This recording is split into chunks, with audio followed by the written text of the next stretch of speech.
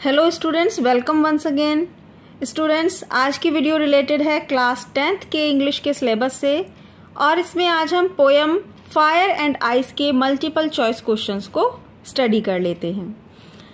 Question number 1 is who is the poet of the poem fire and ice. Fire and ice के poet हैं Robert Frost. Number 2 is what does the poet compare fire with. Poet fire को किससे compare करते हैं, किससे तुलना करते हैं, that is desire. Next is what is the meaning of parish. Perish का मीनिंग है डाई, इट मीन्स मरना। Where has he used personification. किस चीज में पोएट ने पर्सोनिफिकेशन डिवाइस को, पोएटिक डिवाइस को यूज किया है, किस शब्द में किया है, फायर और आइस में। अब आप अगर नहीं जानते हैं, पर्सोनिफिकेशन का मीनिंग होता है किसी निर्जीव बेजान चीज को मनुष्य के रूप में बताना। अब यहाँ फायर और आइस पोयम में ये जो चीजें हैं इन्हें एक व्यक्ति के रूप में, एक प्राणी के रूप में बताया गया है कि जो किसी को बर्बाद कर सकता है, किसी को नफरत दे सकता है। तो इस तरीके से शायद आप समझ रहे हो कि एक बेजान चीज को व्यक्ति के रूप में बताया गया है। Next is number 5, name the poetic devices used in the line the two say that for destruction ice is also great. इस लाइन में कौन सी पोएटिक डिवाइस यूज की गई है। पोएटिक डिवाइस मीन्स काव्यगत सौंदर्य, जैसे हिंदी में होते हैं। तो यहाँ इस जगह यूज किया गया है इमेजरी, कल्पना को यूज किया गया है, काल्पनिक शक्ति। कल्पना की गई है कि बर्फ भी महान है डिस्ट्रक्शन, विनाश करने के लिए। What does ice symbolise. बर्फ को किसका प्रतीक बताया गया है, हेट्रेड, नफरत का। स्टूडेंट्स, यदि आपने इस पोयम के हिंदी मीनिंग को नहीं समझा है तो डिस्क्रिप्शन बॉक्स में हिंदी बताते हुए इस पोयम की वीडियो का लिंक दिया गया है, जहां से आप इस पोयम को आप हिंदी मीनिंग के साथ समझ सकते हैं। नेक्स्ट नंबर 7 क्वेश्चन है what does violent desire refer to. Violent उग्र और डिजायर इच्छा। उग्र डिजायर, उग्र इच्छा किसे कहा गया है। 4 ऑप्शन दिए गए हैं, love, ice, both A and B, love और आइस दोनों, या फिर नन ऑफ द अबव। तो हमें यहाँ पर लिखना है नन ऑफ द अबव। इनमें से कोई भी वायलेंट डिजायर को प्रस्तुत नहीं करता। What is the rhyme scheme of the poem?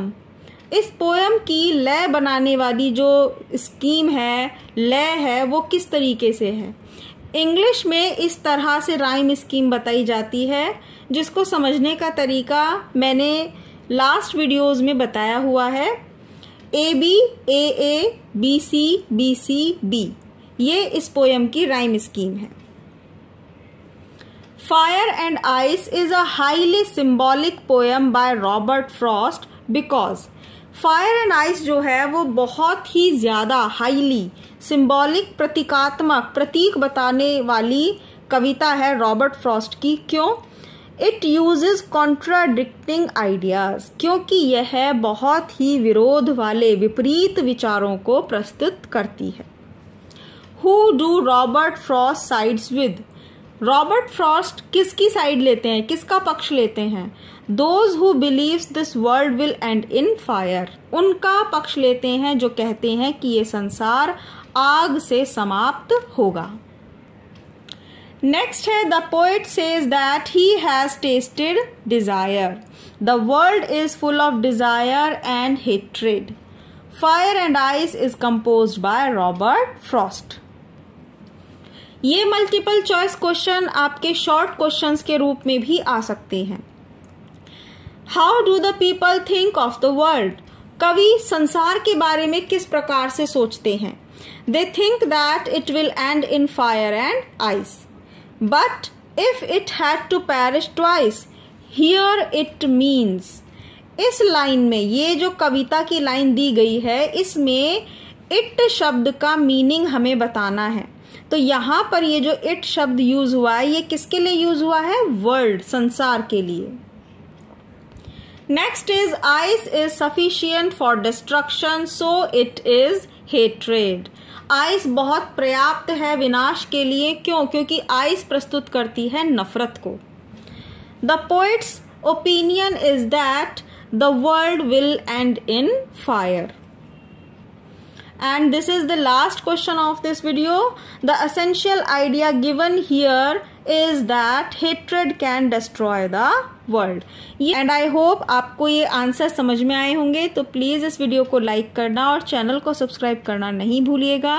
मिलते हैं नेक्स्ट वीडियो में इस पोएम के शॉर्ट क्वेश्चंस के साथ। Thank you so much.